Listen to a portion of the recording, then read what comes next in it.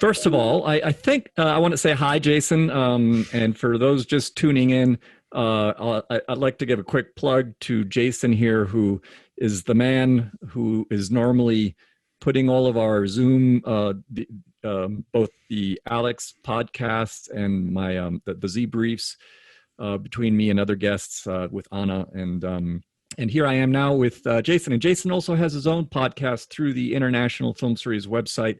What's that one called? It's called Sprocket Damage. Lately, I've been doing it with my fiance, soon-to-be wife. Congratulations, by the way. Yeah, thank you. So it's been a lot of fun. And what are some of the films that you've discussed on your podcast over there? We're going to do some IFS titles here pretty soon, but recently we just did a trilogy of graphic novel films from a Blu-ray collection I had. So we did Constantine, Watchmen, and V for Vendetta. V for Vendetta being the obvious best out of those three, but we just kind of talked about those a little bit. Cool. But what we're talking about today is actually a documentary that will be made available through the internationalfilmseries.com website. And it is now it's important to differentiate this title from other IFS titles that have had virtual theatrical on-demand screenings, because the other titles are usually available for several weeks. But this particular title is being made available through the distributor A24 as a sort of like a live streaming event, which means that you have to RSVP for it, which you can do through our website.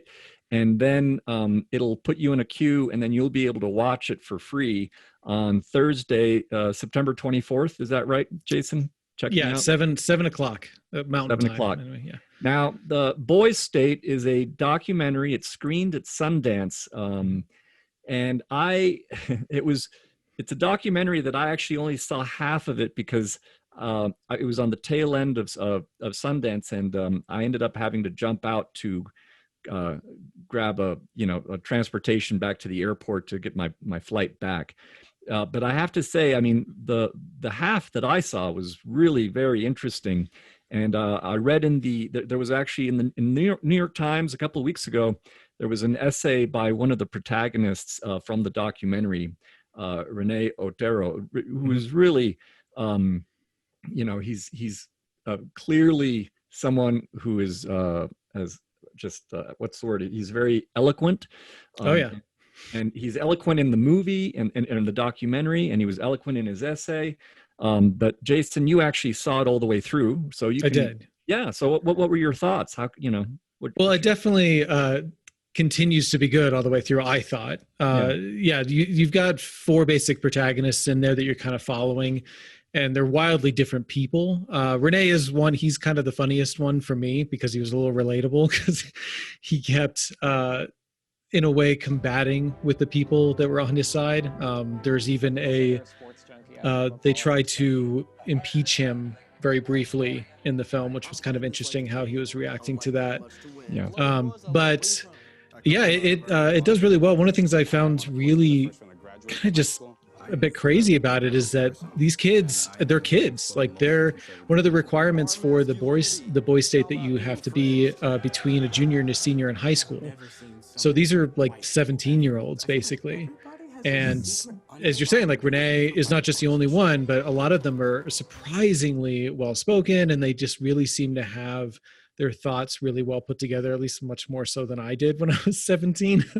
So it was really interesting hearing, these really well thought out arguments that these kids were kind of bringing up and how they were presenting themselves. There is a lot of that kind of machismo kind of thing that you're going to expect when you got almost 1,100 boys from Texas kind of brought together in a group that way. So you do see a little bit of that, but it's interesting how that shifts throughout the film. How in the beginning there was a lot of that, our masculinity will not be infringed kind of stuff.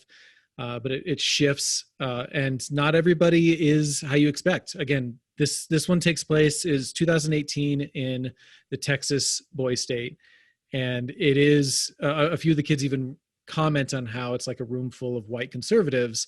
And while that's kind of true, it doesn't really play out that way, how you think. The way the kids talk when they're in their one-on-one interviews about how they think that they need to say something to just gain support. That kind of was really interesting to see how, people who are not able to vote yet, well, I guess at this point, since it's 2020, they probably can now, but how they, at that time, how they just viewed politics. Well, And and correct me if I'm wrong, but I yeah, thought one of the things that was especially interesting about this documentary is that it provides sort of a template for how politics works at its core, because yeah, these kids basically have been studying previous politicians to figure out how they can gain power and gain yeah, influence. And it's kind of fascinating because when you see kids going through this process, it's a little bit more transparent than through the corridors of power that have already been sort of brokered by the adults. So yeah, they kind of they kind of present the the structure of how people get into political power on a simplistic level that is both frightening, sometimes amusing, um, and it's fascinating what it does to their own thought process as they try to grapple with certain issues and with their own moralities, yeah. They're and very perceptive, like yeah, about how, I think one of them explicitly says that he had to adjust his views on gun regulation and abortion because he was concerned about how his actual views would affect the outcome of voting. yeah, And so he kind of basically just told people what he thought he wanted to hear, or what he thought they wanted to hear. yeah. So yeah, it's interesting how perceptive they are with it. I do want to. I was doing a little bit of research to this, and I found a couple of things that were kind of interesting about the actual event. Just real quick, that aren't really mentioned in the documentary, but kind of add a little bit of interesting context to what's going on. Um, the biggest thing for me was when I was first sent this, they asked me for my opinion about it, which I sent back. And one of the things that I said is that in the beginning, the kid Steven Garza, who's one of the main like hero protagonist that you follow throughout the film, he's one of the more inspiring hero types. He says something about how there's a girls' state as well, and that really piqued my interest, how I kind of wanted to see what was going on with that. So there is every state in the nation has a boys and girls state, oddly enough, except for Hawaii, which only has a girls state, doesn't actually do the boys state one. But girls state is something that they are planning to make. They were actually going to shoot that this year, but obviously pandemic happened and they couldn't do that. Yeah. But if this does really well, hopefully they'll be motivated to continue that. And also the last thing is, in the beginning, they kind of show you a number of clips of famous people that have gone through this program. Yeah. It's been around since 1935, by the way.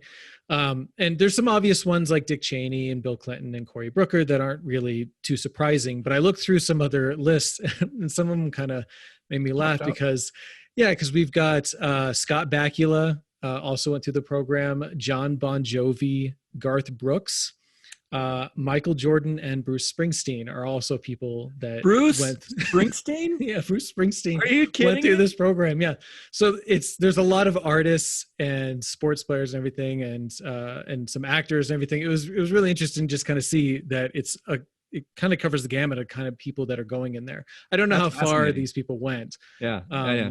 But I don't think they were elected governor or anything. But it was just kind of funny to see some of those names. Like, whoa.